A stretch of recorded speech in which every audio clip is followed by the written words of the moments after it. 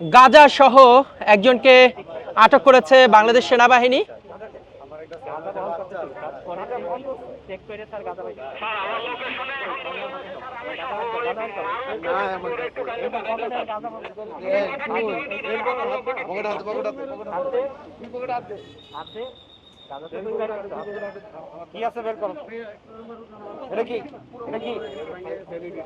গাঁজা বলো এটা কি গাঁজা কেন তোমার পকেটে?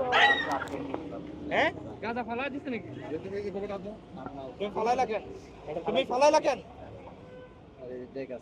তুমি এটা ফালাইলা কেন? তোমাকে কি ফালাইতে বলছি?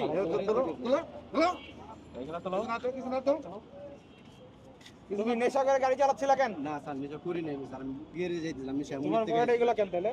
স্যার ভুলে গেছি স্যার, তুমি গাঁজা ফালাই দিলি কেন? পড়ে গেছে স্যার, পড়ে গেছে না ইচ্ছা করে ফালাইছো?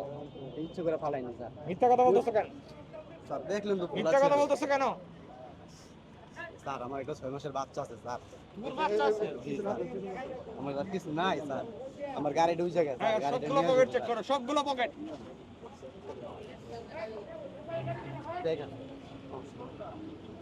গাড়িটা স্যার, গাড়ি কিছু হবে না, গাড়ি আমার কাছে 6 মাসের বাচ্চা আছে স্যার। আমার লাইফটা আমার শ্বশুর বাড়ি জানলে খুব সমস্যা হবে ভাই। বাচ্চা আছে তুই গাঁজা খাস কেন? একজন মাদক সেবনকারীকে হাতে নাতে আটক করেছে সেনাবাহিনী। আপনারা নিশ্চয়ই জানেন 5 তারিখের পর থেকে এই এলাকা সন্ত্রাসী এবং নেশাকারীদের যেন আখড়া হয়ে উঠেছিল। আপনারা নিশ্চয়ই জানেন যে মোহাম্মদপুরের সবথেকে আতঙ্কের জায়গার নাম ঢাকা উদ্যান। এখানে আমরা দেখেছি বিভিন্ন দোকানে দোকানে ছুরি চাপাতি নিয়ে প্রকাশ্যে ছিনতাই চাঁদাবাজি হতে। তারপর থেকে বাংলাদেশ সেনাবাহিনী এখানে বেশ কয়েকটি অভিযান পরিচালনা করেন। আজকেও তারই ধারাবাহিকতায় দেখতে পাচ্ছি যে অভিযান পরিচালনা করছেন এবং সেখানে মাদক দ্রব্যসহ বেশ কয়েকজনকে আটক করা হয়েছে এবং যারা মোটরসাইকেল আরোহী রয়েছেন হেলমেট ছাড়া চলাফেরা করছেন তাদেরকেও আটক করেছে এবং আইনের আওতায় আনা হচ্ছে। আমরা সেই দৃশ্য ইতিমধ্যে দেখতে পাচ্ছি, বেশ কয়েকজনকে এভাবে করে ধরা হয়েছে।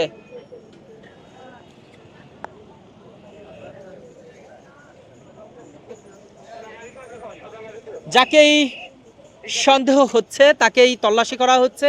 সঠিক কারণ দর্শন দেখাতে না পারলে তাকে আইনের আওতায় আনা হচ্ছে।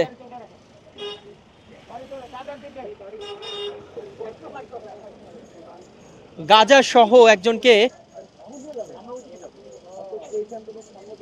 ইতিমধ্যে আটক করেছেন সেনাবাহিনী।